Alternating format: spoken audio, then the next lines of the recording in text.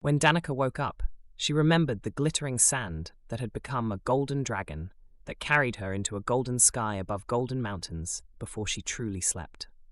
By the time she escaped the VR Medipod's clutches, the sun was well up and reflecting brightly off of the building next door.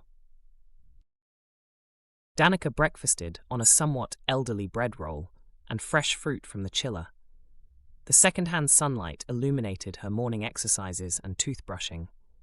Even the most advanced technology couldn't do those two things for you yet. When she finished, she checked her messages and heaved a long sigh. Living Jade Empire would have to wait because there was a leveling job available this morning. She was lucky enough to be able to support herself through game-related work, but work was still required. Living in the real world cost money, and money couldn't be gained in any world without investing time and energy into its acquisition. By the time Danika returned to the beginner's Vale in Living Jade Empire, 3 days had passed. She returned in the morning of the 4th day.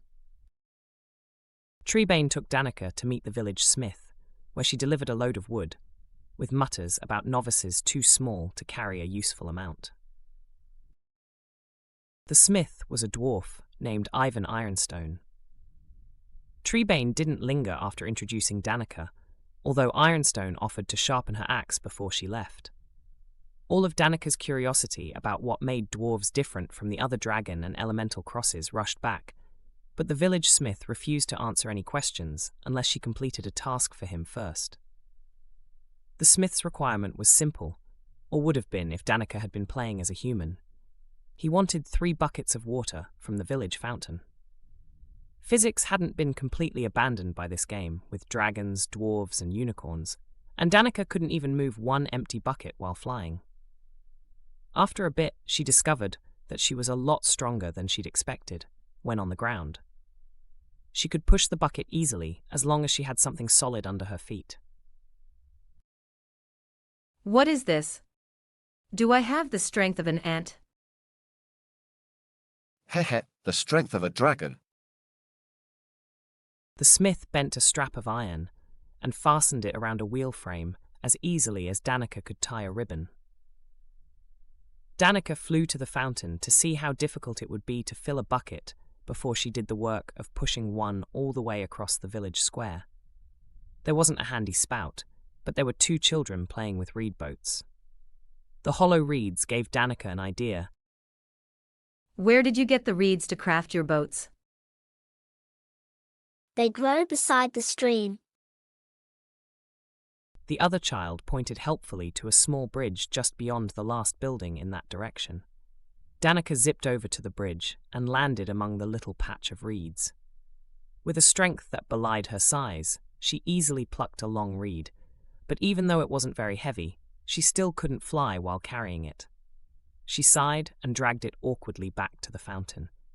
The children watched with interest, but neither assisted nor interfered. They giggled as Danika rolled a bucket from the smithy to the fountain on its side. Danika stood on the rim of the fountain with her reed and stuck one end into the water, streaming out of the decorative stone carving in the center of the fountain. The other end was positioned over the bucket, and she held that pose while the bucket filled. When it was full, Danika hopefully pushed against the base of the bucket. It was much more difficult than pushing the empty bucket had been, but it did move. Danika had to stop a number of times on the way back to the smithy to move pebbles out of her path, and fill holes that caught at the bucket and tried to unbalance it. But she was successful, although she had to repeat the process twice before the smith yielded. Well now, such helpful perseverance and ingenuity deserves a reward, doesn't it? You're too small for a regular pack, so I'll reward you with one of my storage rings. He lifted a silver ring off of one of his work tables and handed it to her.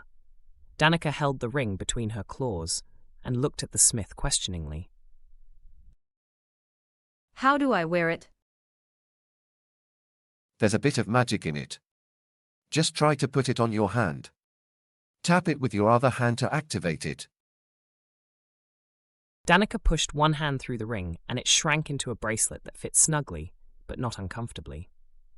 She tapped it, and an inventory screen popped up in front of her. It only had 3 spaces, but when Danika experimented, she could place a full bucket of water into one of the spaces and remove it again without spilling any. Anything to say? Thank you. You're welcome, Zipsing.